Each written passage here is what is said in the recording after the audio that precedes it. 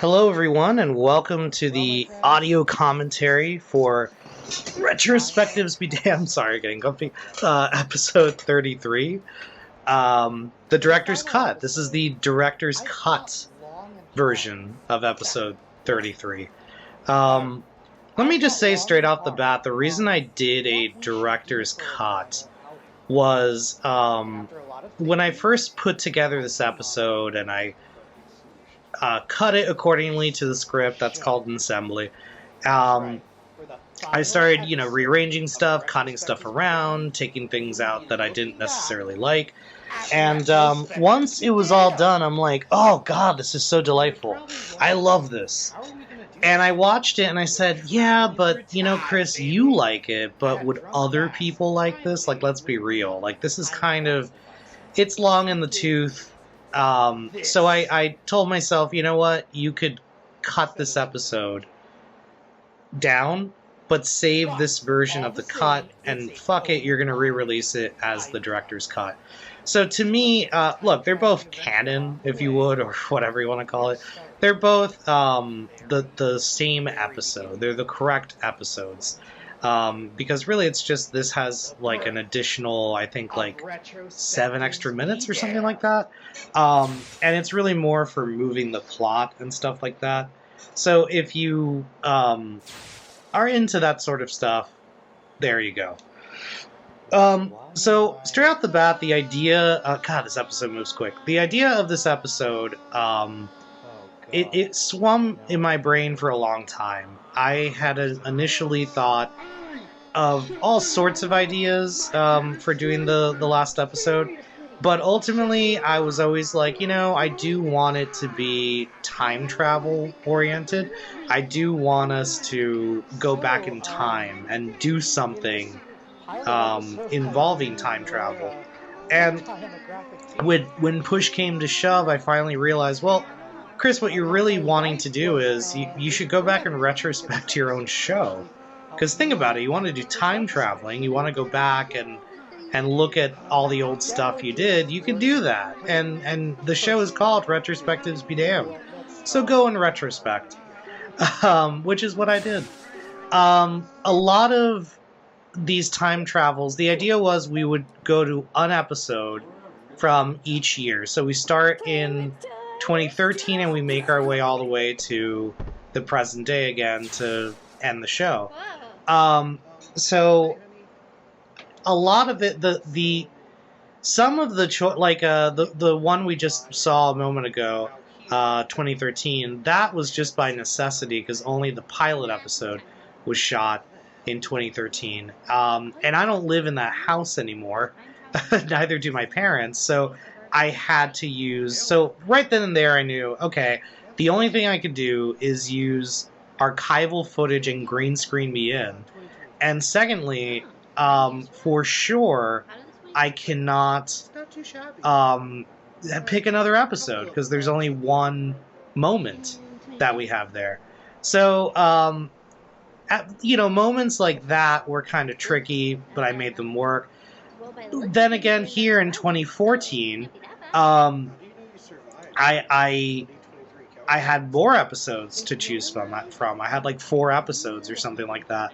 And in that case, I always tried to pick a moment that didn't contradict anything.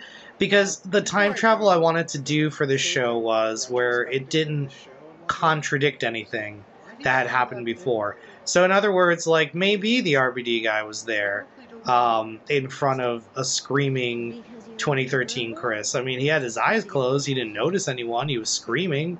We didn't hear the audio because I had muted that section in the original episode. And here, in 2014, Rebecca comes out and says, her thing, and is like, we have this whole conversation. Again, in the original episode, she runs out the room. We don't know what's going on, and, we don't know that this happened. Plus, we don't know, Becca did not look like this back then. But we didn't know that because we didn't see her. We only heard her. So things like that were options that I took into account going through with these episodes. So it was kind of a complicated outline, but it was very fun to go through, you know, complicatedly, I guess you could say. Also, you'll notice there's already a couple of extensions here in this director's cut. That whole sequence with Rebecca and the three-way, and you know, and then meeting older Chris, or younger Chris rather.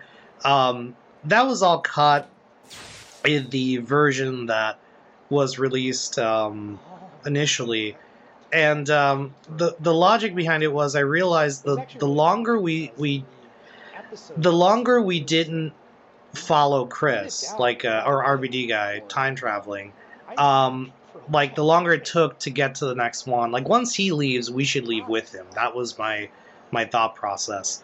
But here for the director's cut, I did cut those back in because it was funny stuff. I mean, I just really like that idea of Rebecca just, you know, making it with past RBD guy just because of the excitement she had talking about this. Here, I think this is my favorite green screen shot of the whole movie because or this whole episode, because I feel like this really does work. Like it looks like I could have been there, and the way we did this was, you know, it's live action when I open the door and when I close it, but everything else it's a picture. I took a still frame and just put it there instead to replace it. Here in this director's cut version, there's a lot. You're gonna notice a lot of messed up green screen and CG effects. Again, this is the director's cut. I could look past that because I liked the scene and what it represented. So in this whole sequence in 2016, we have a lot more of a conversation with me and past RBDC there. That's kind of messed up. And there's other examples of that. And it was a choice I made. I said, fuck it. You know, let's go for it. And of course, this whole sequence was from that one moment in the one of the episodes, the second to last episode, back in 2016, I think this is. It just, again, we don't see this guy talking to him. We just, you know, after he leaves, we have the God damn it, you know, moment, which I think was cut for the theatrical, so it's kind of cool seeing it here. Or not the theatrical, the release cut. This is not a movie, I have to remind myself. Yeah, so there's some weird effects that we had. I just didn't think things too thoroughly.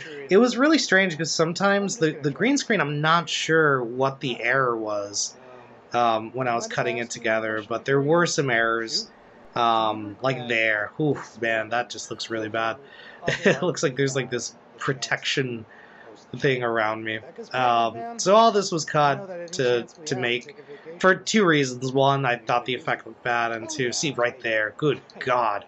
And it was just for that, it was either to slim time or just didn't like it. But here you have the director's cut, where you could see all that. But yeah, in the original, what I was talking about earlier was in the original episode that this appeared in, where we have him by the beach, which I'm about to recreate here. The effect looked so bad, and it was because I would use a blue blanket back then, and I actually put an Easter egg that you could see where it says, like, sorry for the bad effect if you pause. Also, I had to outsmart myself. I had to flip any shot I was in, because my hair was parted the other way, and the wig I had was parted the opposite way, so I did that on purpose. What are you doing there? Now here, this is my favorite use of the time travel. When I wrote that joke of like, oh, she must be on vacation, I did not think far enough that RBD guy was going to be time traveling and would pull her out and stuff like that. So I love that in reality, she was about to jump in. Extreme 90s Gamer was about to be like, hey, dude, and like have the whole thing. And here, no. You know, it was not done at all because of time travel shenanigans. So I really thought that was such a cool idea. It's one of my favorite uses of it. Here, this was cut to move the plot along. There's a lot of drunk Max in this RBD director's cut. It was almost like I just wanted to make like a Drunk Max 3.5 or something, you know, like just another Drunk Max movie. And it was completely unnecessary. There was no reason to have Max appear so much. So again, me, Chris, the director, I like Max. I think he's funny. So of course I kept him in for this cut. But in the original, immediately one of the first things I cut because it made just no sense to me at all. Like, you know, just made more sense to cut to all this happening. All my parts were shot separately from my sister. Just to be more efficient, I knew that she had a limited time. You know, we were... my sister's a very busy person, and whenever I'm able to hang out with her, we hang out, and it's very nice. Whenever I want to film with her, we film and we hang out at the same time. It's like a double thing. And I know time is very precious during that time. So I really try to think, you know, as much as I can of what makes sense. And it just made sense to me. Shoot all her stuff first, get it over with, and then shoot your stuff. Which is difficult for some actors. Me and her, we have no difficulty with her. Some people do. Some actors do need, you know, someone there so they can react to. That is the best thing you should do. Like, in all honesty, I feel like you should do that. However, sometimes you don't have that luxury because of time, because of availability, whatever the case is. So thankfully, my sister and I are able to do our thing, you know, and act alongside each other on separate days. And she was wonderful. She came in and she hadn't played the character in a while and just immediately jumped back into it. So it was just so fun to be able to do that. Max's appearance was going to be there was a lot of ideas I had. Initially, at one point, I thought of having Max appear primarily in the year 2017, I think it was. Instead of the scene of me talking to myself, or 16, sorry. Instead of the scene of me talking to myself in the ocean, I was going to originally jump, you know, around there. But I felt like I didn't really look like that anymore, and I couldn't find that shirt, to be honest. So I'm just like, when did Max make another appearance? And I'm like, oh, it's here. And I just said, fuck it, we'll do this. This is funnier. Also, that shirt did not fit me anymore, the initial one I wore. And that was like Max's shirt. So here I wanted to establish if there's any other future Max appearance where he's not wearing the infamous jacket or the shirt thing or whatever. He decided to put it aside. It would become an heirloom or like a holy relic, and he would start wearing shirts like this. This, of course, that was all cut in the original version of the episode. Here in the director's cut, I love Max and I wanted more of him, and I thought that was just so cool that it expands upon the lore of Max. But you could see, like, all that stuff previous was unnecessary. Except there was a bit of a confusion of, like, well, where did Max come from? in the original version. But I figured people would be like, whatever, man. I mean, look, all right, it's not really. Is it connected to an episode? I don't know, but it's that year, and he would see Max, and I don't know. But here in the director's cut, it's restored that yes, I did, do that. So I did get drunk for Max, but not for RBD guy. I decided that he would remain immune. God, I both like and hate that shot. Because it's like really nice, except the closer you look at the bottom, you can see the line that separates the two of them, which just, but I was very grateful my wife allowed me to do this during the week when I filmed. I told her, listen, I really want to drink for Max because it's just classic. I haven't done this in a while. Can we make this happen? And she was like, yeah, go for it. As being the supportive person she is.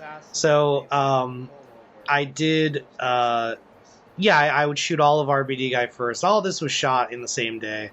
So I shot RBD Guy first, got all his shots out of the way, and then immediately paused, drank, and, became Max, and wore the outfit, and put on the wig, and all that good stuff. And it was very fun. The whole drinking, getting drunk and filming... It's strange, because you could fake it, but there's something that I do when I'm drunk with Max that I think adds an authenticity to it. I know that sounds like BS, because you can easily fake it, but if I can, I do try to for the rare appearances that I make with this character, get drunk and do that, if I can. Because to me, it's first of all, it's fun to act drunk. I'm not gonna lie, and secondly, it's so rare now that I get drunk. So getting drunk and doing it, just it's a fun time all around. It's a joy to do. So here we have an extension that wasn't in the original. My son has kind of an extended cameo here, and Max just makes himself a fool. And I go into this, whole monologue at one point, where I'm just, talking to the audience. And the thing was, I wrote this while I was drunk. This section of the script. So I felt like, drunk Chris, it was almost like Max was creeping out of me to talk to the audience about this. Which... Oh, God, sorry. You damn yawns. Which, it is pretty funny if you break that down however you will. But, this moment goes on. I hint at The Next Drunk God, which is a mini-series I'd like to do when my son is of legal drinking age and would want to do it with me. And it would be about Max passing on the torch to a new generation. So I mention it all here. I'm spilling the beans while drunk. Just very silly. But, I like Max, man. What can I say? So even though I technically spoil something that's going to be happening in the future, it is included on this director's cut. Because I like this old dumbass. Just seems like a fun. Well, he's a little bit more funner now, I guess, since he's taking responsibilities. So we're getting close here. For these last couple of years, we move along a little faster. Here, 2019. A lot of stuff I got to do here, which was fun. I essentially got to do a Ghostly Gathering prequel. For those of you who don't know, Ghostly Gathering is a movie I made that stars this guy, among other people, Dr. Wentworth, and it's about him holding group therapy sessions with ghosts. It's an undead, like a ghost therapy session where they all talk to each other and figure out their problems and things of that nature. So my wife reprises her role as Other Becca, and this served to do several things. So one, it served to establish why did where did other RBD guy come from? In the episode, because 2019 was the episode where I did those 3 episodes, and it was history of my game rooms, and it counted down to the 25th episode. So here we kind of it's a prequel to that, where it explains the moment he decided, oh God, I have to haunt RBD guy, and goes over there to mess with him. And in the lore of the Essence of universe, where all this takes place, my movie universe, other Rebecca, Dr. Milnes helps her, as we see here, and allows him to stay behind and, keep helping other ghosts if he wanted to, in a ghostly gathering. A lot of this was cut in the non-director's cut, because again, it didn't serve a whole lot of purpose for this episode. We really just need to focus on Other Rebecca and Other RBD guy, and a lot of this Wentworth stuff. It was fine, we could move along with it. But here, for the director's cut, I'm a big fan of my universe. I really love all the stuff that we do in it, and so I did want to include that in this extended cut to kind of make things a little bit more clear of how they all connect in this episode, and also just, Easter eggs, really. Moving on to 2020, here's my son's second cameo, which I think he was more excited to do this because he got to run into frame, and he ad-libbed a line there. But yeah, we move along a lot quicker here, because really I didn't...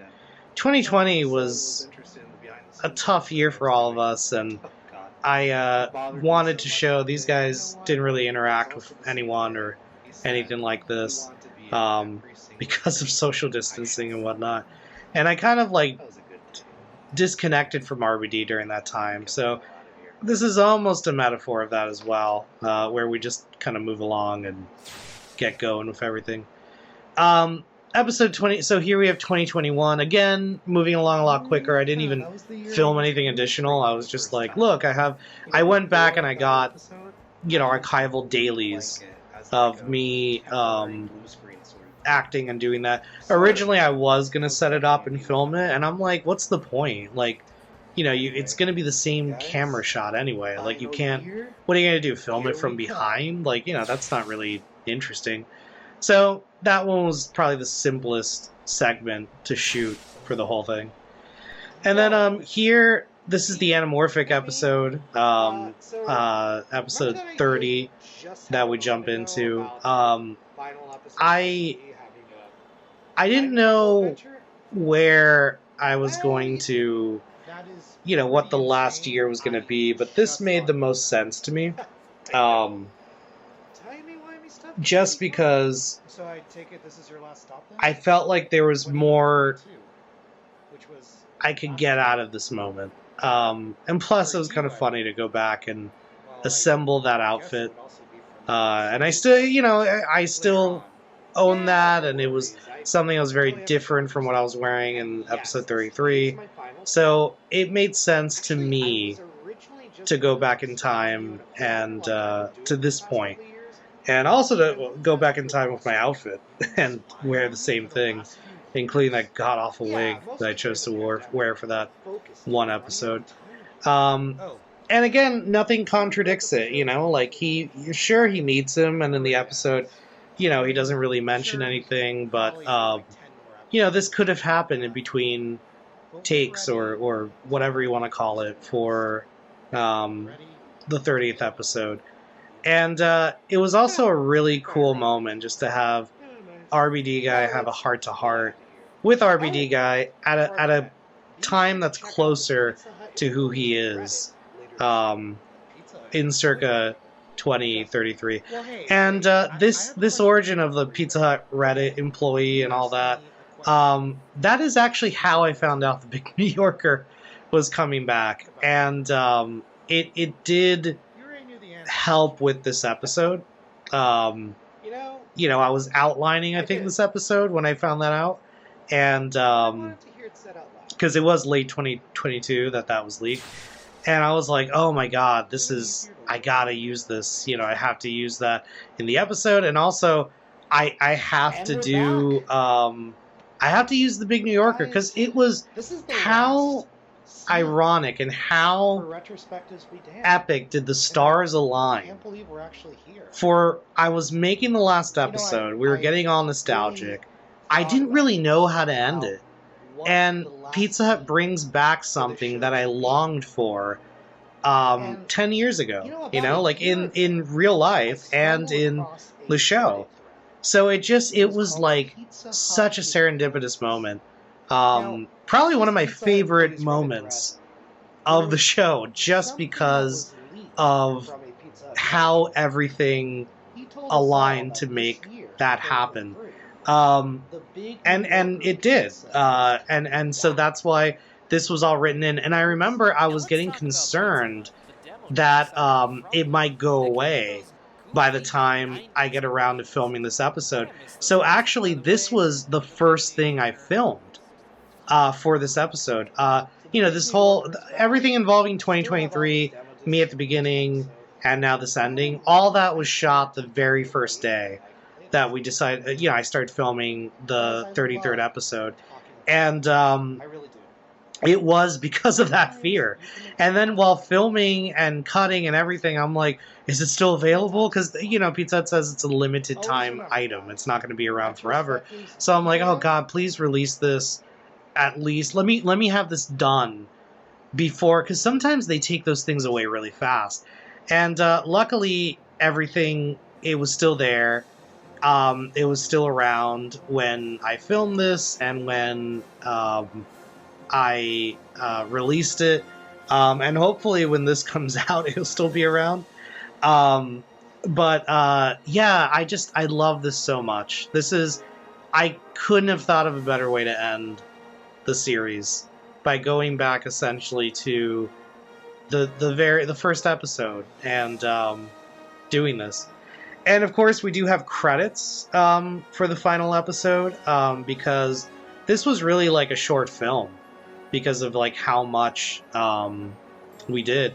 And I tried to keep it as simple as I could while still kind of filling it out, which is why here you see, for the most part, water bottle, what I do for all the stuff that I make. Try to sneak it in. RBD got to sneak it in. Guys, thank you so much for watching. I hope you enjoyed all these commentaries. Take care.